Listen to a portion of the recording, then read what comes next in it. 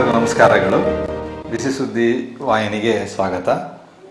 ಇಷ್ಟು ದಿವಸ ನೀವು ವಿವಿಧ ಕಾರ್ಯಕ್ರಮಗಳನ್ನು ಈ ವಾಹಿನಿಯಲ್ಲಿ ನೋಡಿದ್ರಿ. ಈ ದಿವಸ ಚಿತ್ರದುರ್ಗದಲ್ಲಿ UGD ಪೈಪ್ಗಳ ಬಗ್ಗೆ ಮತ್ತು ಅದು ಎಲ್ಲಿ ತಲುಪುತ್ತೆ, ಅದರ ವ್ಯವಸ್ಥೆ ಯಾವ ರೀತಿ ಇದೆ ಮತ್ತು ಅದು ಎಲ್ಲೆಲ್ಲಿ ಕೆಟ್ಟಾಗ ಯಾವ್ಯಾವ ರೀತಿ ಅದನ್ನು ಸರಿಪಡಿಸಬೇಕು ಅನ್ನೋದ್ರ ಬಗ್ಗೆ ಈ ಸಂಚಿಕೆಯಲ್ಲಿ ಮಾತಾಡಬೇಕು ಅಂಥೇಳಿ ನಾವು ಈ ವಿಷಯವನ್ನು ತಗೊಂಡಿದ್ದೀವಿ. ಯಾಕೆಂದರೆ ಚಿತ್ರದುರ್ಗ ನಗರ ದೊಡ್ಡದಾಗ್ತಾ ಬಂದಂಗೆ ಹೊರ ಚರಂಡಿಗಳನ್ನೆಲ್ಲ ನಾವು ಒಳ ಚರಂಡಿಗಾಗಿ ಮಾರ್ಪಾಡು ಮಾಡ್ಕೊಂಡ್ವಿ. ಆವಾಗ UGD ಪೈಪ್ಗಳ ಒಂದು ಹಾಕೋ ದೃಶ್ಯವನ್ನು ನಾವೆಲ್ಲ ನೋಡಿದಾಗ ತುಂಬ ಆಶ್ಚರ್ಯ ಆಗಿತ್ತು. ಚಿತ್ರದುರ್ಗದಲ್ಲಿ ಎಷ್ಟು ಅಭಿವೃದ್ಧಿ ಹೊಂದ್ತಾ ಇದೆ, ಎಲ್ಲ ಕಡೆ UGD ಬರ್ತಾ ಇದೆ, ಒಳ ಚರಂಡಿ ವ್ಯವಸ್ಥೆ ಬರ್ತಾ ಇದೆ, ಭಾಳ ಸ್ವಚ್ಛತೆ ಬರುತ್ತೆ, ವಾಸನೆ ಇರಲ್ಲ ಅಂಥೇಳಿ ನಾವು ಅದನ್ನು ಭಾಳ ದೂರಿಯಾಗಿ ಸ್ವಾಗತ ಮಾಡಿದ್ವಿ. ಅದಕ್ಕೇನು ಕೋಟ್ಯಾಂತರ ರೂಪಾಯಿ ಖರ್ಚು ಮಾಡಿ ನಗರದಲ್ಲೆಲ್ಲ ಅಂಡರ್ಗ್ರೌಂಡಲ್ಲಿ ಇದನ್ನು ಹೊಡೆದು ಕಾಲುವೆಗಳನ್ನೆಲ್ಲ ಹೊಡೆದು ಪೈಪ್ಸ್ ಹಾಕಿ UGDಗಳನ್ನ ಮಾಡಿಕೊಟ್ರು. ಅವಾಗ ನಾವೆಲ್ಲ ಹೌದು ತುಂಬ ಚೆನ್ನಾಗಿ ಕೆಲಸ ಮಾಡುತ್ತೆ ಇದು ಅಂತ ಅಂದ್ಕೊಂಡಿದ್ವಿ. ಆದರೆ ಬರ್ತಾ ನಮಗೆ ಆಮೇಲೆ ಗೊತ್ತಾಯಿತು, ಕೆಲವು ಕಡೆ UGDಗಳು ಸರಿಯಾಗಿ ಕೆಲಸ ಮಾಡ್ತಾ ಇಲ್ಲ, ಸಮರ್ಪಕವಾಗಿ ಸರಿಯಾಗಿ ನೀರು ಹೋಗ್ತಾ ಇಲ್ಲ, ಕೆಲವು ಕಡೆ ಕಟ್ಕೊತಾ ಇದ್ದಾವೆ, ಕೆಲವು ಕಡೆ ಪೂರ್ತಿ ಗೊಳಿಸೇ ಇಲ್ಲ. ಅದನ್ನು ಎಲ್ಲಿ ತೊಗೊಂಡು ಕನೆಕ್ಟ್ ಮಾಡಬೇಕು ಅನ್ನೋ ಎಂಡಿಂಗೇ ಇಲ್ದಂಗೆ ಕೆಲವು ಕಡೆ ಹಾಗೆ ನಿಂತ್ಕೊಂಡ್ಬಿಟ್ಟು ಎಲ್ಲೆಲ್ಲಿ ಬೇಕಲ್ಲಿ ನೀರು ಹೊರ ಚೆಲ್ಲೋದಕ್ಕೆ ಪ್ರಾರಂಭ ಆದಾಗ ನಮಗೆ ಯೋಚನೆ ಶುರುವಾಯಿತು. UGDನಲ್ಲಿ ಏನೋ ಪ್ರಾಬ್ಲಮ್ ಆಗಿದೆ, ಇದು ಯಾಕೆ ಈ ಸಮಸ್ಯೆ ಬಂದಿದೆ, ಯಾಕೆ ಇದನ್ನು ಸರಿಪಡಿಸ್ತಾ ಇಲ್ಲ ಅಂಥೇಳಿ ನಾಗರಿಕರು ಸ್ವಲ್ಪ ಚಿಂತಿತರಾದರು. ಈಗೂ ಸಹ ನಾವು ನೋಡಿರ್ಬೋದು, ದಿವಸ ಎಲ್ಲರ ಒಂದು ಕಡೆ ಒಂದು UGD ಪೈಪ್ ಓಪನ್ ಆಗಿರುತ್ತೆ, ಒಂದು ಮ್ಯಾನುವಲ್ ಹೊಡೆದೋಗಿರುತ್ತೆ, ಅಲ್ಲಿ ನೀರು ಚೆಲ್ತಾ ಇರುತ್ತೆ, ಅದು ಗಲೀಜು ವಾಸನೆ ಬರ್ತಾ ಇರುತ್ತೆ. ಅದು ಸಾಮಾನ್ಯವಾಗಿ ಏನೇ ಇಂಜಿನಿಯರಿಂಗ್ ಮಾಡಿದ್ರು ಒಂದು ಸ್ವಲ್ಪ ನ್ಯೂನ್ಯತೆ ಇದ್ದೇ ಇರುತ್ತೆ, ಅದು ಓಪನ್ ಆಗುತ್ತೆ ಅಂತ ಜನನೂ ಸಹಿಸ್ಕೊಂತ ಇರ್ತಾರೆ. ಆದರೆ ಅದು ಯಾವಾಗ 10 ದಿವಸ 15 ದಿವಸ ಗಂಟೆ ಆಗ್ತಾ ಬರುತ್ತೋ ಜನರಿಗೆಲ್ಲ ವಾಸನೆ ಜಾಸ್ತಿ ಆಗುತ್ತೆ, ಆರೋಗ್ಯ ಕೆಡ್ತಾ ಬರುತ್ತೆ. ಅವಾಗ ಜನ ಅಯ್ಯೋ ಇದೇನು ಹಿಂಗಾಯ್ತಲ್ಲ UGD ಅಂತೇಳಿ ಅವಾಗ ಫೋನ್ ಮೇಲೆ ಫೋನ್ ಮಾಡೋದು, ಅವಾಗ ಪತ್ರಿಕೆಗಳಿಗೆ ಬರೆಯೋದು, ಕಂಪ್ಲೇಂಟ್ ಮಾಡೋದು ಮಾಡಿ ಅವು ಕೆಲವು ರಿಪೇರಿ ಆಗ್ತಿರ್ತವೆ, ಕೆಲವು ಮತ್ತೆ ಓಪನ್ ಆಗ್ತಿರ್ತವೆ. ಈ ರೀತಿ ಆಗ್ತಾ ಇರೋದ್ರಿಂದ ಏನಾಗುತ್ತೆ, ಜನಕ್ಕೆ ಅಯ್ಯೋ ಇದೇನೋ UGD ಸಮರ್ಪಕವಾಗಿ ಆಗಿಲ್ಲ ನಾವು ಚಿತ್ರದುರ್ಗದಲ್ಲಿ ಅನ್ನೋ ಭಾವನೆಯನ್ನು ವ್ಯಕ್ತಪಡಿಸೋದಕ್ಕೆ ಪ್ರಾರಂಭ ಮಾಡಿದ್ದಾರೆ. ಅದಕ್ಕೆ ನಾವು ನಗರಸಭೆಯವರಿಗೆ ಮತ್ತು ಜಿಲ್ಲಾಡಳಿತಕ್ಕೆ ಏನು ರಿಕ್ವೆಸ್ಟ್ ಮಾಡ್ಕೊತಾ ಇದ್ದೀವಿ ಅಂದರೆ, ಎಲ್ಲರೂ UGD ಓಪನ್ ಆದರೆ ತಕ್ಷಣ ಅದನ್ನು ರಿಪೇರಿ ಮಾಡೋದು, ಅದನ್ನು ಮುಚ್ಚೋದು ಅಥವಾ ಅದನ್ನು ಸರಿಯಾಗಿ ಸರಿಪಡಿಸೋವಂಥ ವ್ಯವಸ್ಥೆ ಮಾಡಿಕೊಟ್ರೆ ಮಾತ್ರ ಜನರಿಗೆ UGD ಬಗ್ಗೆ ನಂಬಿಕೆ ಬರುತ್ತೆ. ಇಲ್ಲಾಂದ್ರೆ ಏನಾಗುತ್ತೆ, ಅಯ್ಯೋ UGD ಅಂದರೆ ಈ ಥರ ಆಯ್ತಲ್ಲಪ್ಪ, ಮೊದಲು ಹಳೆ ಕಾಲದಲ್ಲಿ ಯಾವುದೋ ಒಂದು ವ್ಯವಸ್ಥೆ ಚೆನ್ನಾಗಿತ್ತನೋ, ಗುಂಡಿ ತೋಡ್ಕೊಂಡು ಎಲ್ಲ ಟಾಯ್ಲೆಟ್ಗಳೆಲ್ಲ ಅಲ್ಲಲ್ಲಿಗೆ ಕನೆಕ್ಟ್ ಮಾಡ್ಕೊಂಡು ಅವರವರೇ ಸುಖವಾಗಿ ನೆಮ್ಮದಿಯಾಗಿದ್ದರು. ಅವಾಗ ಏನೋ ಟಾಯ್ಲೆಟ್ ಗುಂಡಿ ತುಂಬಿತು ಅಂದರೆ ಒಂದು ಮೆಷಿನಲ್ಲಿ ತೆಗೆಸ್ತಿದ್ರು, ಮತ್ತು ಸ್ವಚ್ಛತೆ ಮಾಡ್ಕೊಂಡು ಗುಂಡಿ ಮುಚ್ಚಿಸ್ಕೊತಾ ಇದ್ರು. ಯಾವಾಗ UGDಗೆ ಕನೆಕ್ಟ್ ಮಾಡಿದ್ರು ಅವಾಗ ಏನಾಯಿತು, ಕೆಲವು ಕಡೆ ಎಂಡಿಂಗೇ ಇಲ್ಲ, ಅದು ಎಲ್ಲಿ ಎಂಡ್ ಆಗುತ್ತೆ ಅನ್ನೋದು ಗೊತ್ತಿಲ್ಲ, ಕೆಲವು ಕಡೆ ಕನೆಕ್ಷನ್ನೇ ಸಿಕ್ಕಿರಲ್ಲ, ಮುಂದಕ್ಕೆ ಹೋಗೋದೇ ಇಲ್ಲ, ಅದು ಅಲ್ಲೇ ಬ್ಲಾಕ್ ಆಗಿ ನಿಂತ್ಕೊಂಡ್ಬಿಡುತ್ತೆ, ಹೊರಗೆ ಬರೋಕ್ಕೆ ಸ್ಟಾರ್ಟ್ ಆಗಿಬಿಡುತ್ತೆ. ಅದಂತೂ ಅಸಹ್ಯವಾದಂಥ ವಾತಾವರಣ ಸೃಷ್ಟಿ ಆಗಿಬಿಡುತ್ತೆ.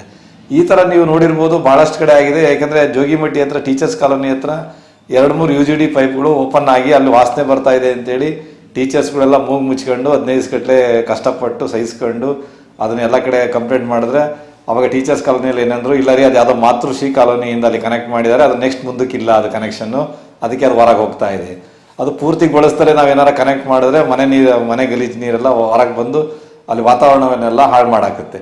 ಅದೇ ರೀತಿ ಅಲ್ಲಿ ಟೀಚರ್ಸ್ ಕಾಲೋನಿಯಲ್ಲಿ ಒಂದು ಪಾರ್ಕ್ ಒಳಗಡೆ ಪೈಪ್ ಹೊಡೆದೋಗ್ಬಿಟ್ಟು ಅಲ್ಲಿ UGD ಗಲೀಜೆಲ್ಲ ಪಾರ್ಕಿಗೆ ಬಂದು ಸ್ಟಾಕ್ ಆಗ್ತಾ ಇತ್ತು. ಅದನ್ನು ಸಹ ನೋಡಲಾರ್ದರೆ ಜನ ಅದ್ರ ಬಗ್ಗೆನೂ ಭಾಳ ಪತ್ರಿಕೆಗಳಿಗೆಲ್ಲ ಬರೆದು ಅದನ್ನು ಸರಿ ಮಾಡಿಸ್ಕೊಂಡು ಅದಕ್ಕೊಂದು ಆಲ್ಟರ್ನೇಟಿವ್ ರೂಟ್ ಮಾಡಿ ಅದನ್ನೆಲ್ಲ ಹೊರ ಕಳಿಸೋಂಥ ವ್ಯವಸ್ಥೆ ಮಾಡಿದ್ರು.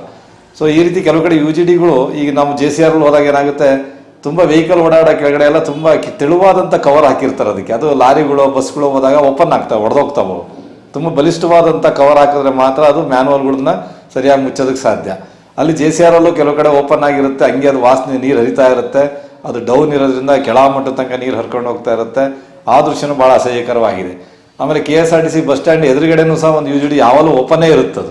ಯಾಕೆಂದ್ರೆ ಅದನ್ನ ಏನು ರಿಪೇರಿ ಮಾಡಿದ್ರೆ ಸಾಧ್ಯನೇ ಇಲ್ಲ ಅನ್ನೋಷ್ಟು ಹೊರಹೊಮ್ತಾ ಇರುತ್ತೆ. ಅಲ್ಲಿ ಮೋಸ್ಟ್ಲಿ ಅಲ್ಲಿ ಕೆಪಾಸಿಟಿ ಮೀರಿ ಅಲ್ಲಿ ಇನ್ಪುಟ್ ಆಗಿದೆ ಅನ್ಸುತ್ತದಕ್ಕೆ ಅದು ಯಾವಾಗಲೂ ಚರಂಡಿ ಓಪನ್ ಆಗಿ ನೀರು ಹೊರ ಸೂಸ್ತಾನೆ ಬರುತ್ತೆ. ಅದೊಂದು 2-3 ಕ್ಲಿಪ್ಪಿಂಗ್ಸ್ನ ನಿಮ್ಗೆ ಇದ್ರಲ್ಲಿ ತೋರಿಸ್ತೀವಿ, ಅದನ್ನು ದಯವಿಟ್ಟು ನೋಡಿ. ಸೊ ಯಾವ ರೀತಿ UGDಗಳು ಅಸಮರ್ಪಕವಾಗಿದ್ದಾವಲ್ಲ ಇಲ್ಲಿ ಚಿತ್ರದುರ್ಗದಲ್ಲಿ ಅನ್ನೋ ಭಾವನೆಯನ್ನು ಮೂಡಿಸಂಗೆ ಆಗಿದ್ದಾವೆ. ಹಾಗಾಗಿ ನಗರಸಭೆಯವರು ಇದ್ರ ಬಗ್ಗೆ ಸ್ವಲ್ಪ ಚಿಂತನೆ ಮಾಡಿ, ಎಲ್ಲರ ಒಂದು UGD ಪೈಪ್ ಹೊಡೆದೋಗಿದೆ ಅಂತ ತಕ್ಷಣ ಅದಕ್ಕೆ ಭಾಳ ಬೇಗ ಅದಕ್ಕೆ ರೆಸ್ಪಾನ್ಸ್ ಮಾಡಬೇಕಾಗುತ್ತೆ. ಅವಾಗ ಮಾತ್ರ ಜನರಿಗೆ ಇದು ಕರೆಕ್ಟಾಗಿ ರಿಪೇರಿ ಆಗುತ್ತಪ್ಪ ಅಂತ ಅನಿಸುತ್ತೆ. CK ಪುರದಲ್ಲಿ ಒಂದು UGD ಪೈಪ್ ಓಪನ್ ಆಗಿತ್ತು, ಅದು ಭಾಳ ನೀರು ಗಲೀಜು, ರಸ್ತೆಯಲ್ಲಿ ಹೋಗೋ ಮಕ್ಕಳಿಗೆಲ್ಲ ನೀರು ಸಿಡಿತಿತ್ತದು, ವೆಹಿಕಲ್ ಹೋಗ್ತಾ ಇದ್ವು, ಯೂನಿಫಾರ್ಮ್ ಹಾಕೊಂಡೋದ್ರೆಲ್ಲ ಗಲೀಜಾಗ್ತಿತ್ತು ಬಟ್ಟೆ, ಆ ಸುತ್ತಮುತ್ತ ಏನಾರೆಲ್ಲ ಮನೆಯೆಲ್ಲ ಮೂಗು ಮುಚ್ಕೊಂಡು ಓಡಾಡ್ತಾ ಇದ್ರು. ಯಾರು ಕಂಪ್ಲೇಂಟ್ ಮಾಡೋರಿಲ್ಲ, ಯಾರು ಫೋನ್ ಮಾಡಿದ್ರು ರೆಸ್ಪಾನ್ಸ್ ಇಲ್ಲ ಅಂತ ಹೇಳಿದ್ರು. ಆಮೇಲೆ ಅದನ್ನು ಹೋಗಿ ನಾವು ಒಂದ್ಸರಿ ಪತ್ರಿಕೆಗಳಿಗೆ ಬರೆದಾಗ ಏನಾಯಿತು, 15 ದಿವಸಗಳಲ್ಲೇ UGD ಪೈಪ್ ಓಪನ್ ಆಗಿದೆ, ಇಲ್ಲಿ ವಾಸನೆ ಬರ್ತಾ ಇದೆ ಅಂದಾಗ ನೆಕ್ಸ್ಟ್ ಅದು ರಿಪೇರಿ ಆಯಿತು. ಅಂದರೆ ಒಂದು 15 ದಿವಸ ಆದಮೇಲೆ ರಿಪೇರಿ ಮಾಡಬೇಕು ಅನ್ನೋ ಮನಸ್ಸನ್ನು ಅಧಿಕಾರಿಗಳು ಇಟ್ಕೊಂಡಿದ್ರೆ ದಯವಿಟ್ಟು ಅದನ್ನು ಬದಲು ಮಾಡ್ಕೋಬೇಕು. ಅವರು ತಕ್ಷಣ ರಿಪೇರಿ ಮಾಡಿದ್ರೆ ಅದು ಭಾಳ ಚೆನ್ನಾಗಿರುತ್ತೆ. ಆಮೇಲೆ ಆರೋಗ್ಯನೂ ಚೆನ್ನಾಗಿರುತ್ತೆ ಊರಿನವ್ರದ್ದು, ಇಲ್ಲಾಂದರೆ ಆರೋಗ್ಯ ಕೆಡ್ತಾ ಬರುತ್ತೆ. ಆಮೇಲೆ ಈ ಯು ಜಿ ಡಿ ಪೈಪ್ಗಳನ್ನ ಎಲ್ಲಿ ಕನೆಕ್ಟ್ ಮಾಡಿದ್ದಾರೆ ಅಂತ ನಾವೆಲ್ಲ ಭಾಳ ಒಂದು 5-6 ವರ್ಷಗಳಿಂದ ಯೋಚನೆ ಮಾಡ್ತಾ ಇದ್ವಿ, ಎಲ್ಲಿಗೆ ಹೋಗಿ ಮುಟ್ಟುತ್ತಿದ್ದು. ಇದು ಆ್ಯಕ್ಚುಲಿ ಒಂದು ತಗ್ಗಿನ ಪ್ರದೇಶಕ್ಕೆ ತಗೊಂಡೋಗಿ ಮಲ್ಲಾಪುರದ ಕೆರೆ ಹತ್ರ ಇದೆಲ್ಲ ಒಂದು ಕಡೆ ಹೊರಗಡೆ ಬರುತ್ತೆ ಅಂತೇಳಿ ಅಲ್ಲಿ ಮಲ್ಲಾಪುರದ ಕೆರೆ ಎಲ್ಲ ಪೂರ್ತಿ ವಾಸನೆ ಬಂದು ಮೀನುಗಳೆಲ್ಲ ಸತ್ತೋಗಿದಾವೆ ಅಲ್ಲಿ.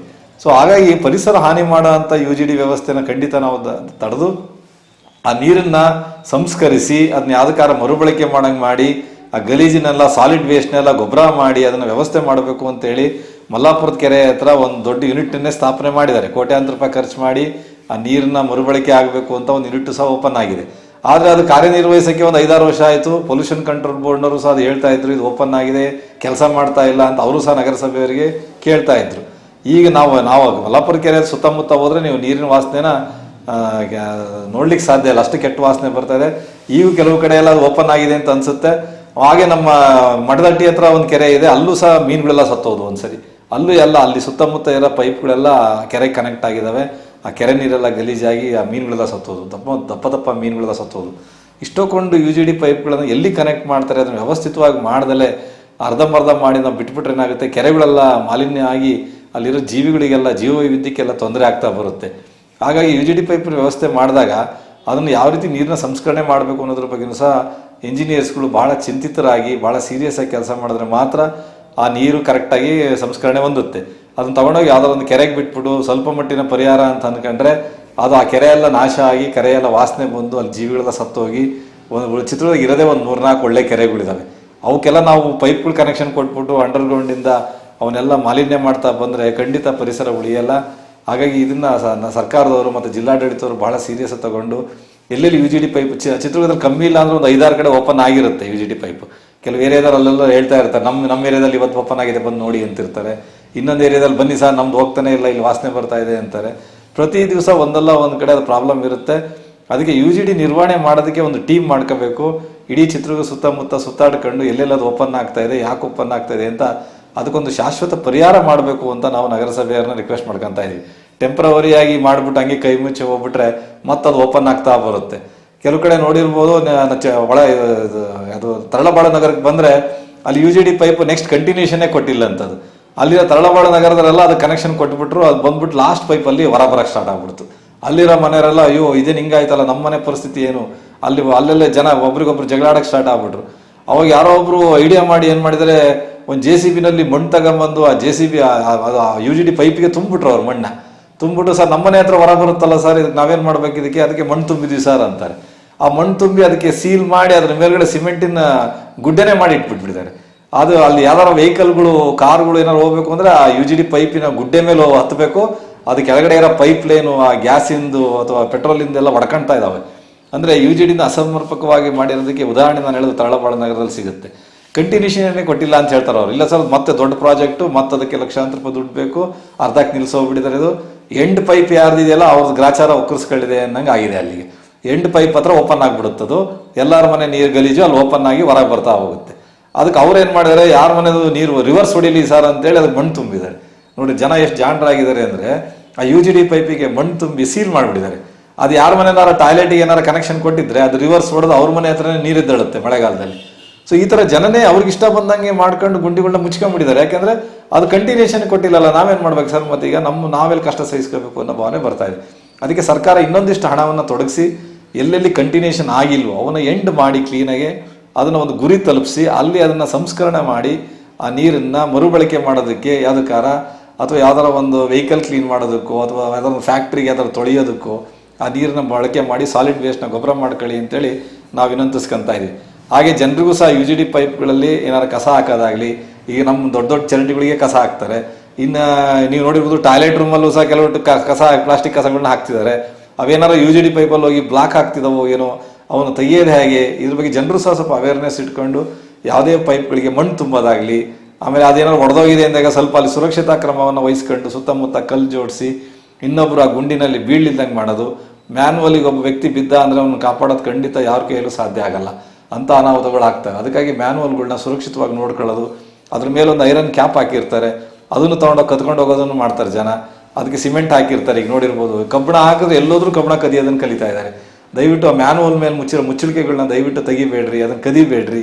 ಸೊ ಈ ರೀತಿ ಜನರಲ್ಲೂ ಒಂದು ಅವೇರ್ನೆಸ್ ಬಂದರೆ ಮಾತ್ರ ನಗರ ಸ್ವಚ್ಛವಾಗಿರುತ್ತೆ, ಆರೋಗ್ಯವಾಗಿರುತ್ತೆ. ಆಮೇಲೆ ಕೆಲವು ಹೋಟೆಲ್ಗಳವರು ಭಾಳ ಗಲೀಜನ್ನ ಇದನ್ನ ಸಂಸ್ಕರಣೆ ಮಾಡ್ದಂಗೆ ಚರಂಡಿಗೆ ಬಿಡ್ತಾ ಇದ್ದಾರೆ.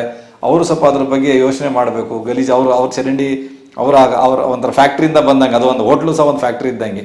ಅಲ್ಲಿ ಬರೋ ಆಹಾರ ಸಂಸ್ಕರಣೆ. ಆಮೇಲೆ ಕಲ್ಯಾಣ ಮಂದಿರದವು ಸಹ ವೇಸ್ಟ್ನ ಕರೆಕ್ಟಾಗಿ ಮ್ಯಾನೇಜ್ಮೆಂಟ್ ಮಾಡಿದ್ರೆ ಮಾತ್ರ ಅದು ಎಲ್ಲರೂ ಒಂದು ಕಡೆ UGD ಬಂದು ಬ್ಲಾಕ್ ಆಗಲಿದ್ದಂಗೆ ನೋಡ್ಕೋಬೇಕು. ಸೊ ಈ ರೀತಿ ಎಲ್ಲ ವ್ಯವಸ್ಥೆ ಮಾಡಿದಾಗ ನಮ್ಮ ಚಿತ್ರದುರ್ಗ ಆರೋಗ್ಯಪೂರ್ಣವಾಗಿರುತ್ತೆ. ಹಾಗಾಗಿ ಜನ ಎಲ್ಲರೂ ಯುಜಿಡಿಗೆ ಒಂದು ಸಪ್ರೇಟ್ ಕಂಪ್ಲೇಂಟ್ ಲೈನ್ ಅಂತ ಮಾಡಿ ನಗರಸಭೆಯವರು ಒಂದು ನಂಬರ್ ಕೊಡಬೇಕು. ಎಲ್ಲರೂ ಓಪನ್ ಆದ ತಕ್ಷಣ ಅದಕ್ಕೊಂದು ಫೋನ್ ಕಾಲ್ ರಿಸೀವ್ ಮಾಡಬೇಕು, ತಕ್ಷಣ ಅದನ್ನು ಅಟೆಂಡ್ ಮಾಡಬೇಕು ಅಂಥೇಳಿ ನಾವು ಅವ್ರನ್ನ ರಿಕ್ವೆಸ್ಟ್ ಮಾಡ್ಕೊತಾ ಇದ್ದೀವಿ. ಸೊ ಇಷ್ಟು ಹೇಳಿ ಈ UGD ಬಗ್ಗೆ ಒಂದು ಅವೇರ್ನೆಸ್ ಕಾರ್ಯಕ್ರಮ ಆಗಲಿ ಅಂಥೇಳಿ ಆಶಿಸಿ ಎಲ್ಲರಿಗೂ ಆರೋಗ್ಯ ಸಿಗಲಿ ಅಂತೇಳಿ ನಾನು ಈ ಕಾರ್ಯಕ್ರಮ ಮುಗಿಸ್ತಾ ಇದ್ದೀನಿ. ನಮಸ್ಕಾರಗಳು.